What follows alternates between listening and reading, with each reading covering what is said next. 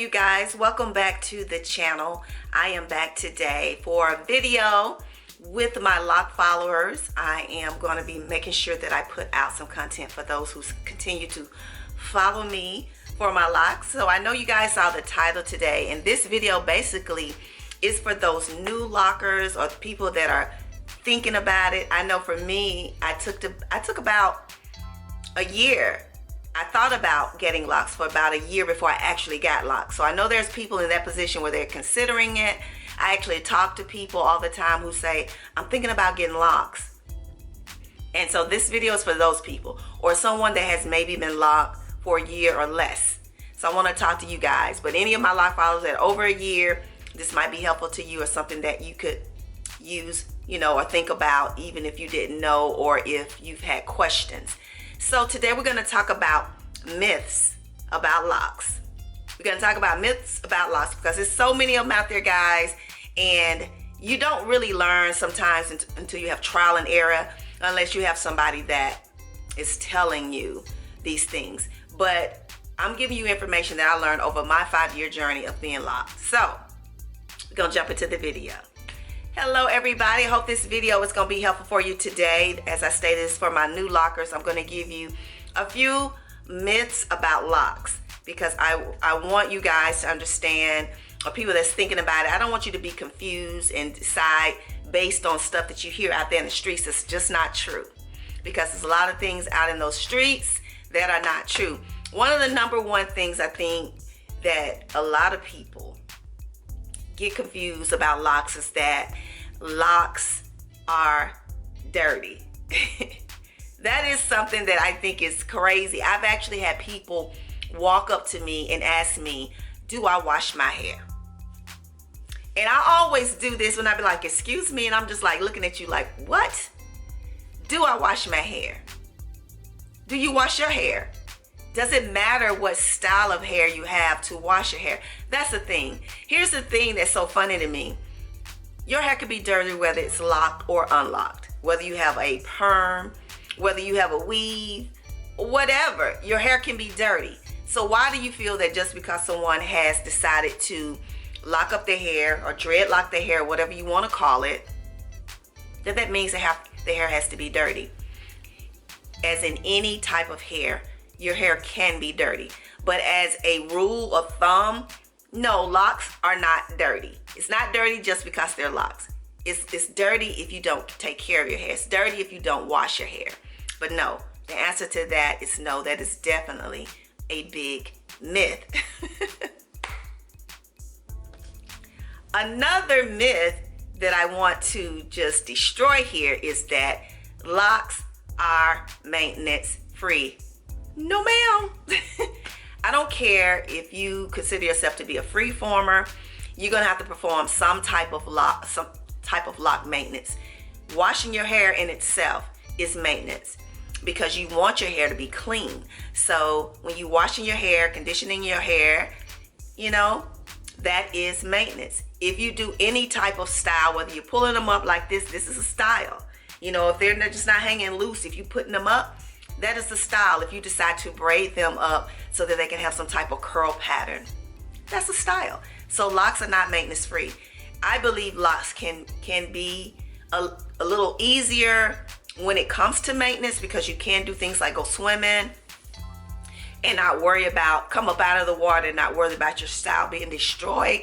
Excuse me. You can come up out of the water and your hair is not destroyed because your hair is locked up and it's gonna look like this. It'll just be wet like this. Whereas when a woman goes in with her hair permed or curl, when she comes out the water, it's no longer gonna look that way because her hair is wet. The curls will be gone. But locks are definitely not maintenance free, and it depends on how much manicuring you need with your locks, how well manicured you want them to be. Some people like them really well manicured to the point where they don't have any frizz. They always have to be styled. So even when you look at it from that particular standpoint, it is a lot of maintenance go into that. So it just depends on the level of maintenance you need, but they're definitely not zero maintenance free. Another myth, let me take a sip of my coffee. That's so good. Another myth is that locks cannot be undone. That is a myth. Most people think that you cannot undo locks. Here is the thing about undoing locks. I always say this though, let's go here first. If you make a commitment to locks, I think because of everything that goes into doing locks and the commitment you make for them to actually lock, you have to decide that you actually want your hair to be locked. And maybe you're deciding that you want to wear them for a while, because to undo locks, it will be work, especially if your hair has actually locked up. Now, if you're doing it within, I would say the first, depending on the type of texture of your hair, between the beginning of your locks to up to maybe the first year, a little over the first year, maybe 15 months of the year, it may not be as hard to undo them, because a lot of people like me, my hair was not really completely locked until over 2 years. It had locked, but it was still very loose on the ends. My ends were still unlocked until over the second year. So it really depends on the texture of your hair. But definitely, you can undo them. And it's easier the earlier you're trying to do it. But once you get into, 3, 4, 5, 10, 15, 20 years of being locked, it will certainly be some work, but that still can be done. It's going to take a lot of time and a lot of patience and to do them, because you have to comb them out, and you'll definitely have to detangle. And can you imagine, especially with me being 5 years and the length of my locks, it's going to take me months to do this, especially if I'm doing them by myself. So it will take time. And also, you have to remember that hair that collects within the locks is dead hair, and you will lose all of that. So your hair will do a lot of shedding. It's going to be the dead hair that has fallen within the locks, but they definitely can be done. But I will just interject and say, if it's something that you're not thinking of doing for a period of time, don't put yourself through that stress. Why put yourself through the stress of having to comb it out? All the time it's going to take to do that, or have somebody do it, especially if you're trying to retain any type of length. And I think that's why a lot of people just make a decision to cut them versus combing them out, because they don't want to go through the time it will take and the patience it would take to get in there and actually detangle and comb them out individually. And then you're going to have to do a lot of self-care to your hair to get it back healthy, because you will have shed a lot of hair, and you want to make sure your hair don't continue to shed. So it's going to take some time and patience. But I would say to my new lock followers, make sure you're committed to doing it for a while. Make sure this is something that you want a journey that you actually want to take. Another myth that I think a lot of people believe is that locks limit your style variety, and it does not. I think people think that because they see a lot of people who don't have a lot of styles, and I think that's a choice. For me, it was a choice. I tell people all the time that when I chose locks, I chose them based on the fact that I wanted to be a minimalist. I chose them because I didn't want to have to do things. When my hair was free and natural, loose, I had to actually do maintenance. I couldn't just walk out the house without doing anything to my hair. So locks give me the opportunity to be as minimal as possible with my hair. Only thing, if I don't want to do a lock, I can just throw a scrunchie or rubber band around the top of my hair and just leave. I don't have to worry about whether or not it's curled, or anything. So, but it does not limit those styles. You definitely can YouTube, Pinterest, go on Instagram, and you can just search lock styles, and you're gonna come up with a plethora of styles for locks. Curled updos, everything with lock jewels, ponytails, all of that. It does not limit your style variety. It just depends on what you want to do with your hair. Another myth, and this is for my girlfriend and she's watching, is that only certain curl patterns can lock. That is a myth, okay? I don't care how nice you think, how fine you think your hair is. All hair can lock. It takes some hair longer depending on the curl pattern or the texture of your hair. But your hair can lock. It certainly can lock. If you can see Caucasian people with straight hair locking their hair, and if you are a black person with Afrocentric like type hair, your hair definitely can lock. I don't care how curly it is. I don't care how fine it is. I have fine hair. If you guys look at my roots, my hair is very fine. It did take a while for my hair to lock, but it definitely can lock. And that's just for anybody thinking about it who feels like their hair is too straight or too curly. It's just going to take patience. You have to be committed to the patience of waiting for it to actually lock. I'm going to give you one more myth. And this is a big one. And this one's going to be one that a lot of people, especially people who have been locked a long time, is probably going to disagree with. But I'm going to interject and I'm going to read you guys something. All right. A lot of people are like, no to wax. No to wax. Beeswax. No, that is a myth that beeswax is not good and natural for locks. I grew up thinking that. When I first locked my hair, I stayed away from it. They think that product is bad. Now let me tell you, there are products out there that are bad for locks.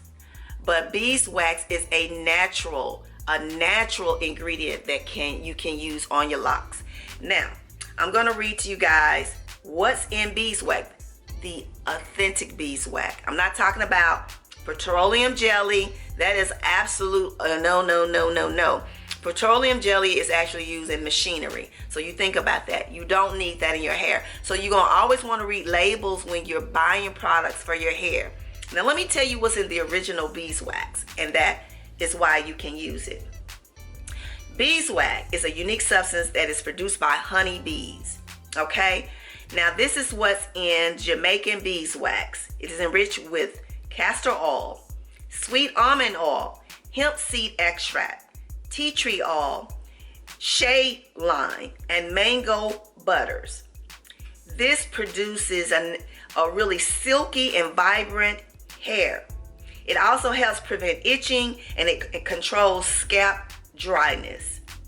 It is a natural moisturizer. So I want you to think about that. If you guys decide you want to use beeswax for your hair, make sure you're getting authentic beeswax, natural beeswax. Don't go in the store and just buy anything. Go in there and read those products. Make sure it does not contain petroleum jelly. That is a doggone myth.